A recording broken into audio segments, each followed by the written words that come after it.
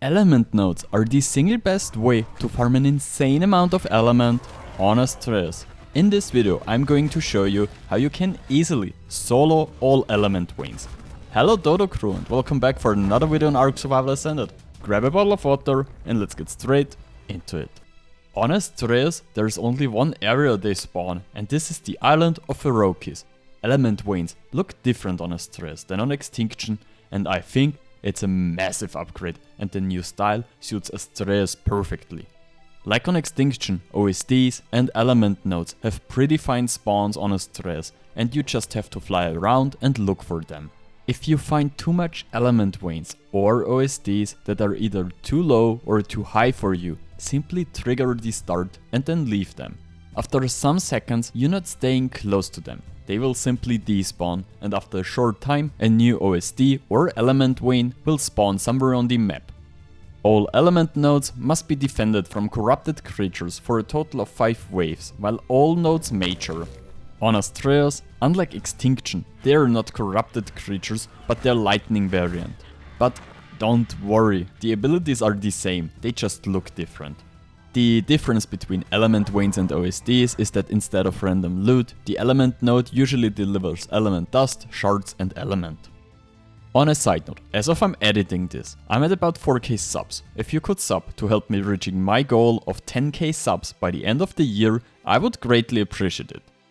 Overall, all element veins are easier than their OSD counterparts, and even as a beach bob, doing gamma element veins solo is pretty easy with this tactic. The easiest way to farm gamma element veins is having a mana and craft a bunch of metal spikes and just place them all around the vein. Since Dilos, Stegos and PTs make up the main bulk of the waves, and even at high levels they don't do enough damage to destroy your spikes. Most of the time they will just run into your spikes and die. With your mana, you can easily blast away all creatures that run towards you, which is kinda easy and everyone can do that. As an alternative, you can also use Fire Wyvern, because their breath attack won't damage the node, which means there is no risk of losing any element. The creatures that spawn during a gamma element node are typically between level 1 and 30, so that's not too hard. For real, if you're using this tactic, grab your favorite anime, because most of the time you will just sit around and wait for the waves to go out on their own. The big benefit of doing element veins on Astraeos over Extinction is that the pathfinding is just so much better and creatures don't get stuck as much as on Extinction. To farm the largest possible amount of element, you must use a Mantis and take the best pickaxe you can craft. The amount of element you get from a node depends on how many of the nodes are left standing in the end and the difficulty of the vein. After successfully defending the vein, it's important that the lesser outer element nodes are harvested before the main element node. If you fail to do it so, this will result in the loss of additional element. The main element node gives more full element and element shards compared to the smaller nodes found around it. Before we're getting into soloing beta nodes, leave me a comment and tell me if you're team Carchas or in team Giga. Beta element veins are still pretty easy, but the tactic with the mana gets a lot harder.